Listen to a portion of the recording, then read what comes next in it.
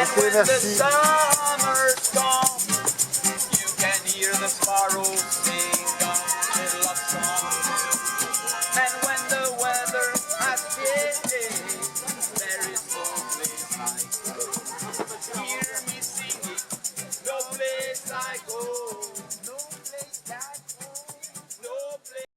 Alors que moi j'aurais 2-3 questions à vous poser. Comment vous vivez la crise sanitaire?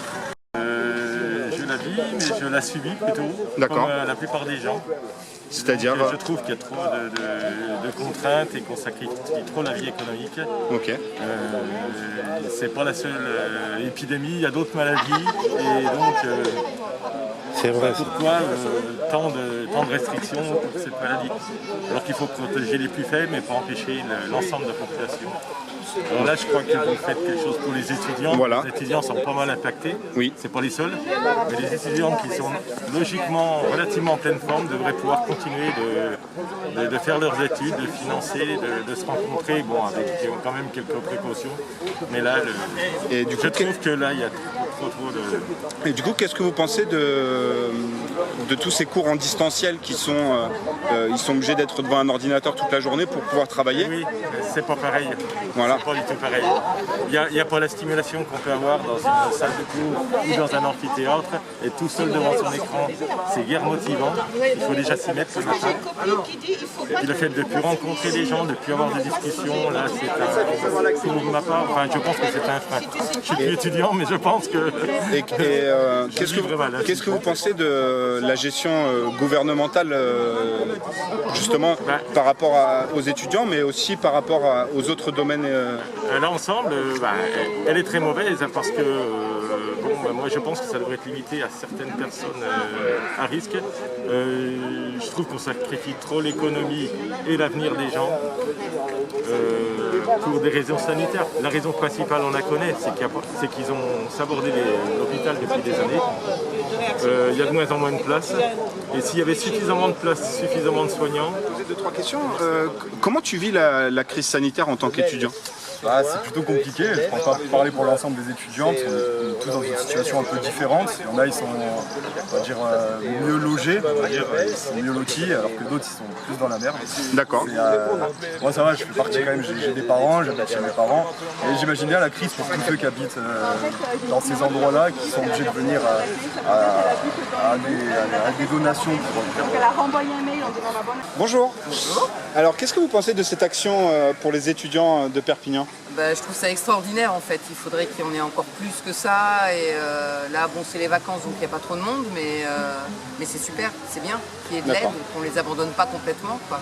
Et vous ne pensez pas que c'est dommage que ce soit des associations qui le fassent? Après, il ne faut pas compter sur l'État pour faire des choses sensées. Après je pense que ce qui est beau là-dedans c'est la solidarité, c'est-à-dire que chaque être humain se réveille pour aider l'autre et donc non, c'est pas forcément à l'État de s'en occuper, je pense que c'est chacun en tant qu'être humain quoi.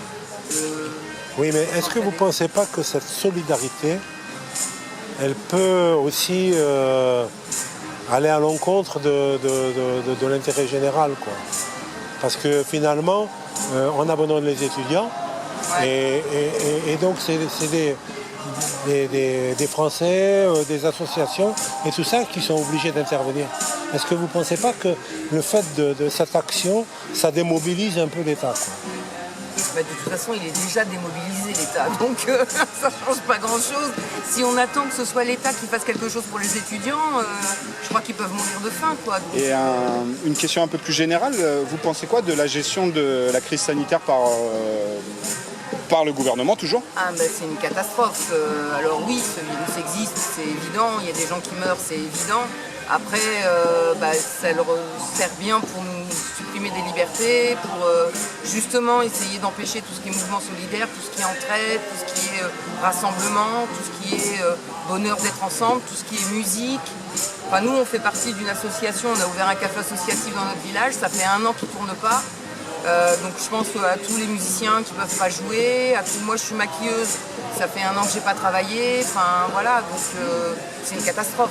Et qu'est-ce que vous pensez des aides de l'État par rapport aux restaurateurs, par rapport aux chômeurs, aux intermittents, etc. Alors aux intermittents, oui, ils ont fait une année blanche, mais c'est jusqu'en juillet et ils la changent pas. Donc voilà, je pense qu'après la crise, quand elle sera passée, je pense qu'il va y avoir beaucoup d'intermittents qui vont disparaître.